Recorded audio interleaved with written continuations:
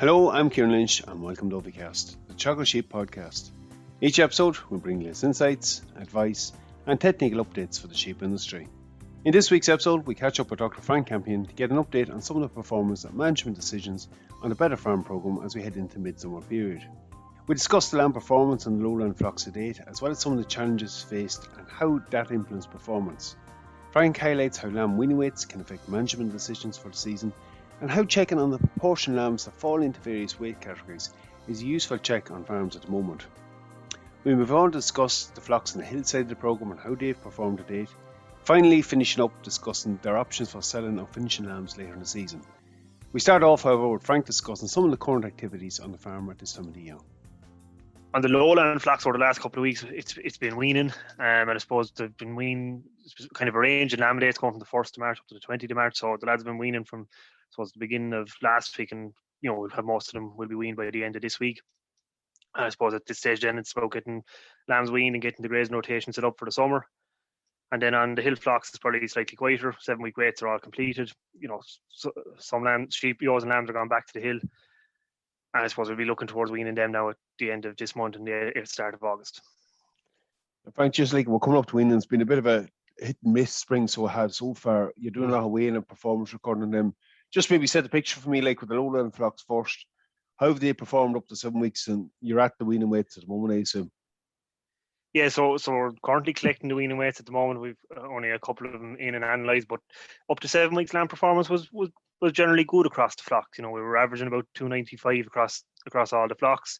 In that range, anywhere from just shy of just around 270 all the way up to 320 grams a day in twin paired ewes. And that was a very good performance to 7 weeks. I suppose the challenge then for the lads was they got them to 7 weeks doing well, was to keep that going until 14 weeks, get another 7 weeks of good performance in them. And naturally, we'd expect a drop off in performance. That's going to happen anyway, but it's try and keep that to as minimum as possible. And that basically from that point, that came down to good grassland management. What we're seeing from the first couple of flocks we weighed is, look at some of the flocks probably didn't hit the heights we would have liked them to hit after what we saw at 7 weeks, but the general performance looks good. And we're reasonably happy with what's coming back in. It was challenging, but some flocks actually managed quite well. They kept enough supply in front of them and growth rates held. Others, Frank, was it down to just turnout grass supply or just challenges throughout that early spring period? Yeah, I think it was a mixture of both, Ciarán. I think when we looked from 0 to 7 weeks, probably grass growth rate at that stage wasn't as heavy as other years, as strong, and that probably brought its own challenges, I suppose, in keeping grass in front of the sheep, but it also meant that quality was very good. Supplies were never getting ahead of us. We were always going into nearly optimum covers and getting good grades out quick on it and moving on quickly. But I suppose once we got past that 7 week point, growth rates picked up quickly. The supply of grass on farms kind of jumped ahead of lads very, very quickly, and we ended up taking out a lot of paddocks, making a lot of silage, trying to keep quality in it. And that probably gave its own challenges then to try and keep the quality right in front of the flock.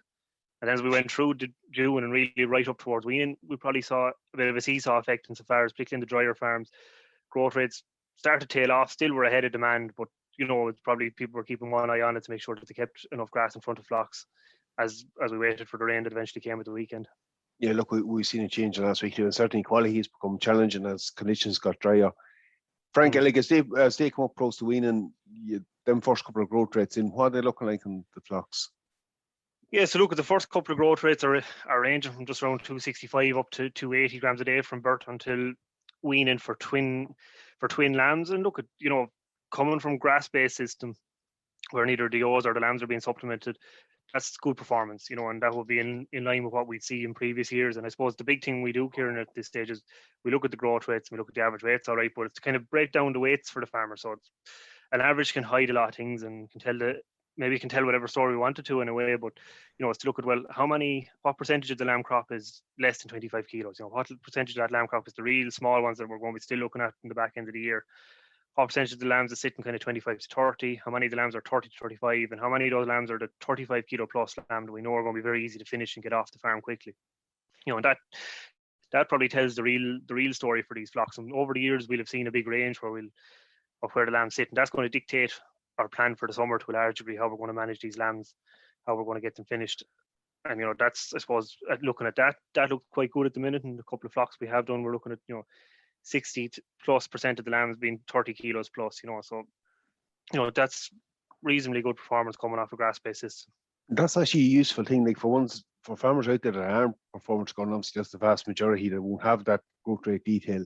Yeah, it's a very simple system to do. Like, it's to just take that breakdown of how many lambs fall into each category, and that, as you indicated there, it has a big implication on finish times, and indeed your options for them lambs. Well, it does, and like, just if we take one of the flocks, for example, we're looking at only 9% of the lambs less than 25 kilos. So look, it's still some lambs that are kind of going to be a problem, but it's a small number of lambs. But we've seen over the years where that figure could be double that, and that's, where we've had a problem during the season. And then that changes the challenge, because now you're looking at having, a big portion of your lamb crop that are realistically still going to be there in October, November, particularly on a highly stocked farm, maybe where that grass at that stage is going to be coming tight. You're going to have to look at what are your feeding options during the summer. Do you cash in on some of the store prices the year goes on? Whereas we look at another one of the flocks this year where we have probably 80% of the lambs 30 kilos plus, a really good performance. A lot of those lambs are going to finish relatively quickly over the summer into the autumn, and that changes the options. I suppose we can afford to run on grass only with those for a lot longer, finish a lot more of those lambs. We needn't be panicking as much about how many lambs are going to be left at the tail end of the year. And that's a thing any flock can do realistically here. And it's about going out and picking out your lambs, throwing a few of them into the scales, and you get an idea very quickly of where you're sitting, what proportion are sitting in the weight brackets. And you indicated there, like a small proportion of light lambs are not a big issue to carry through to the back end. Indeed, it may be the advisable thing to do with them, but it's a case of how many come into that category. Look at, I suppose, weaning, Frankie, we're talking about grass quality and that. From a management point of view, for them lowland flocks weaning, that gives them a lot more options in terms of grazing pressure and how tight they actually push them lambs. Oh, exactly. That's the thing. Like, we often people look at it and say, look at, I'm not panicked to wean. There's loads of grass and the lambs are on the O's. They seem to be doing well. But realistically, once you get to this stage, the 14 weeks after lambing, you're only punishing the lamb really by leaving them on the O. Now that they're weaned, it reduces demand for grass in the farm. What our lads will be doing now is lambs will be going ahead of the O's. They'll be going into nice leafy covers, 8, 9, 10 centimeters. They'll only be forced to graze that out to 5.5, 6 centimeters. Short residency periods, and then they'll move on, and it'll be the O's that'll follow behind. It'll clean them paddocks out into 4.5 centimeters. The O's will be doing the hard part on it. The lambs will be only getting the best of the grass, and that'll optimize the performance out of them, and we'll get the best growth rates out of them. They're not competing with the O's, the big thing, I think, at this point of the year. Like, you're right there. Look, Frank, if we just flip over to the hill flock side of it, what's the scene been like for them lads this year?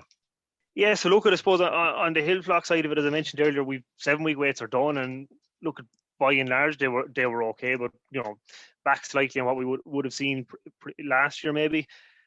I suppose for the lads now, most of them have the single rearing ewes and lambs are gone back to the hill, and most of them will still have twins down on green ground or enclosed ground on the end of the hill. I suppose the growth rates we saw this year weren't bad. I suppose the average for single rearing ewes and lambs in the flocks was 270 grams a day. So it's still reasonable performance, but I suppose the challenge and the comment that came back from a lot of the hill farms was, look, at May was quite, by May standards, maybe the weather was comparatively harsh and a bit cooler than they'd usually be, and they found it slightly harder to get lambs to perform.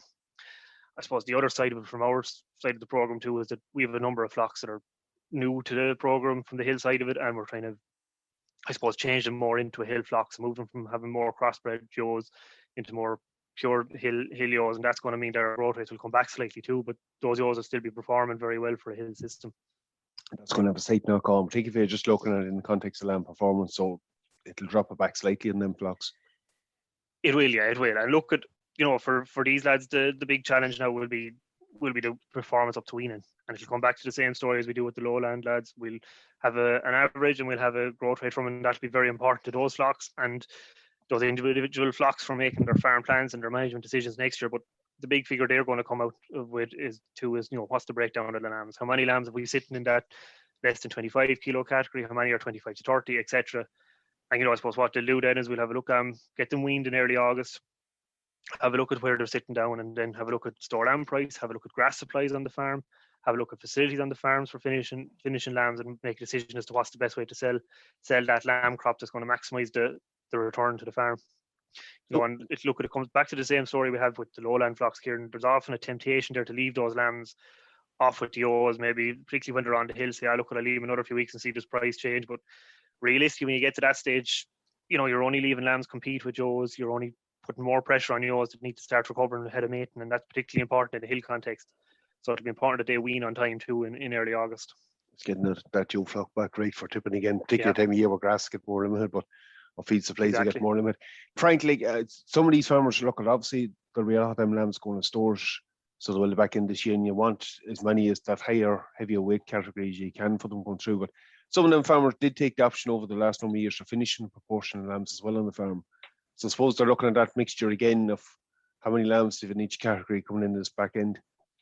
Yeah, that's exactly it, Ciarán. Some of them do have the facilities to finish and looked at that option, and it worked quite well for them.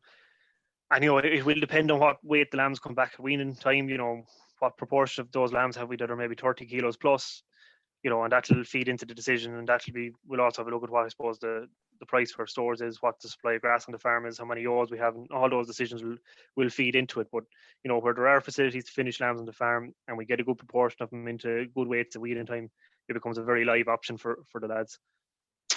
So certainly, hopefully they're looking for a good back end for store prices this year anyway. Yeah, exactly. Very good, Frank. Thanks very much for your time today.